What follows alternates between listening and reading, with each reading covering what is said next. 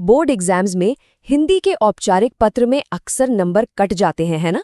पर अब ऐसा नहीं होगा। तो चलिए आज हम मिलकर औपचारिक पत्र लिखने की कला में माहिर बनते हैं। इसके फॉर्मेट से लेकर वो छोटी छोटी गलतियां सब कुछ समझेंगे। नमस्ते। हिंदी एडुजोन में आप सभी का स्वागत है।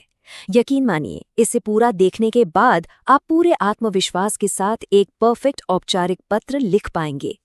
तो आज का हमारा सफर कुछ ऐसा रहेगा। सबसे पहले हम ये जानेंगे कि औपचारिक पत्र आखिर होता क्या है। फिर इसका जो परफेक्ट फॉर्मेट है उसे स्टेप बाय स्टेप सीखेंगे। उसके बाद हम देखेंगे कि ये कितने तरह के होते हैं, कौन सी आम गलतियां हैं जिनसे हमें बचना है, और आखिर में पूरे नंबर पक्के करने के लिए एक जबरदस्त चेकलिस्ट भी देखेंगे। तो चलिए शुरू करते हैं सबसे पहले और सबसे जरूरी सवाल से कि ये औपचारिक पत्र आखिर है क्या और हम इसे लिखते ही क्यों हैं। देखिए, सीधी सी बात है, औपचारिक पत्र हम उन लोगों को लिखते हैं जिनसे हमारा कोई पर्सनल रिश्ता नहीं होता। इनका इस्तेमाल ऑफिशियल कामों के लिए होता है, जैसे प्रिंसिपल को एप्लीकेशन देना, किसी सरकारी विभाग में कोई शिकायत करनी हो या फिर किसी कंपनी से बात करनी हो। अब सवाल उठता है कि ये अनौपचारिक पत्रों से अलग कैसे हैं। बहुत बड़ा फर्क है। देखिए, अनौपचारिक पत्र हम दोस्तों, परिवार वालों को लिखते हैं, जहां हम दिल खोलकर कुछ भी बात कर सकते हैं। लेकिन औपचारिक पत्रों में हमारा लहजा हमेशा प्रोफेशनल और विनम्र होना चाहिए। हमें सीधे मुद्दे पर रहना होता है और सबसे जरूरी, एक तय फॉर्मेट को फॉलो करना ही करना है। इस बात को ऐसे समझिए, जैसे किसी प्रोफेशनल जगह पर यूनिफॉर्म पहनना जरूरी होता है, वैसे ही औपचारिक पत्र का स्ट्रक्चर उसकी यूनिफॉर्म है। ये न सिर्फ आपके पत्र को सीरियस बनाता है, बल्कि ये भी दिखाता है कि आप सामने वाले और उनकी संस्था का सम्मान करते हैं। तो अब जब हम ये समझ गए हैं कि औपचारिक पत्र क्या है, चलिए इसके सबसे अहम हिस्से यानी इसके फॉर्मेट पर आते हैं। मैं आपको एक एक करके सारे स्टेप्स बताऊंगा ताकि कुछ भी मिस ना हो और नंबर पूरे मिले। ये हैं वो 7 कदम जो एक परफेक्ट औपचारिक पत्र की नींव हैं। सबसे पहले भेजने वाले का पता, फिर तारीख, फिर जिसे भेज रहे हैं उसका पता, उसके बाद विषय, संबोधन, पत्र का मुख्य हिस्सा और आखिर में आपके हस्ताक्षर और नाम।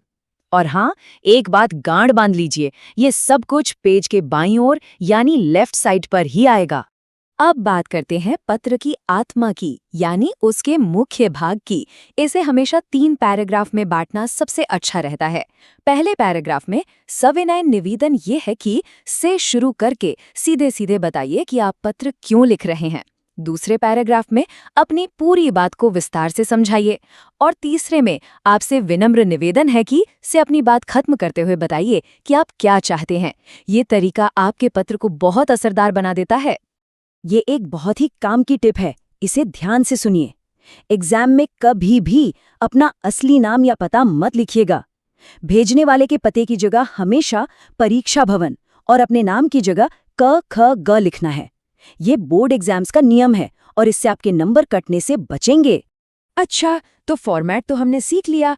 अब जरा ये देखते हैं कि अलग अलग तरह के औपचारिक पत्रों में क्या छोटे मोटे बदलाव आते हैं। मोटे तौर पर औपचारिक पत्र 3 तरह के होते हैं। पहला, प्रार्थना पत्र, जैसे स्कूल में छुट्टी के लिए एप्लीकेशन। दूसरा, कार्यालय पत्र, जो किसी सरकारी दफ्तर या अखबार के एडिटर को लिखे जाते हैं। और तीसरा है व्यावसायिक पत्र, जो बिजनेस के लेन देन में इस्तेमाल होते हैं। अब जरा इस टेबल को ध्यान से देखिए, क्योंकि ज्यादातर गलतियां यही होती हैं। ये टेबल बताता है कि पत्र किसे लिख रहे हैं, उसके हिसाब से संबोधन और समापन कैसे बदलता है। जैसे प्रिंसिपल के लिए आप आपका आज्ञाकारी इस्तेमाल करेंगे, लेकिन किसी दुकानदार को भवेदिया लिखेंगे। सही शब्दों का चुनाव बहुत बहुत जरूरी है। चलिए अब एक असली उदाहरण देखते हैं। मान लीजिए स्कूल में खेल का सामान मंगवाना है, तो विषय देखिए कितना छोटा और साफ है, खेल सामग्री मंगवाने के संबंध में। इसे पढ़ते ही समझ आ जाता है कि पत्र में क्या बात होने वाली है। और अब देखिए पत्र का मुख्य हिस्सा, कितनी विनम्रता से और साफ साफ शब्दों में अपनी समस्या बताई गई है। इसमें सीधे ये बताया गया है कि सामान की कमी से टैलेंटेड स्टूडेंट्स को कैसे नुकसान हो रहा है। अपनी बात रखने का ये सबसे सही तरीका है। और ये रहा समापन, आपका आज्ञाकारी के नीचे नाम, क्लास और आपका पद। जैसे यहाँ लिखा है खेलकूद का उप कप्तान। इससे ये साफ हो जाता है कि आप किस अधिकार से ये पत्र लिख रहे हैं। ठीक है, एक अच्छा पत्र लिखना तो हम सीख गए, पर हमें तो परफेक्ट पत्र लिखना है ना? तो चलिए अब उन आम गलतियों को देखते हैं जिनसे बचकर हम पूरे नंबर ला सकते हैं। तो सवाल ये है कि वो कौन सी आम गलतियां हैं जो स्टूडेंट्स के नंबर कटवा देती हैं। इन्हें जानना बहुत जरूरी है ताकि हम इन्हें न दोहराएं। ये रही वो लिस्ट। सबसे पहली बात, शब्द सीमा यानी वर्ड लिमिट का हमेशा ध्यान रखें। दूसरी, नमस्ते या कैसे हो जैसे शब्द भूल कर भी ना लिखें। विषय को लंबा और घुमावदार बनाने की गलती ना करें। और लिखने के बाद एक बार वर्तनी और व्याकरण की गलतियों के लिए पढ़ना तो बहुत ही जरूरी है। और हाँ, अगर किसी पुराने पत्र से मदद ले रहे हैं तो नाम और तारीख बदलना मत भूलिएगा। और अब हम आ गए हैं अपने आखिरी पड़ाव पर।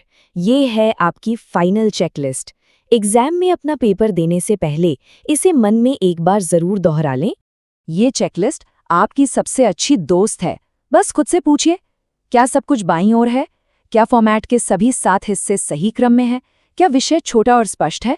क्या भाषा विनम्र है? क्या 3 पैराग्राफ वाला स्ट्रक्चर फॉलो किया है?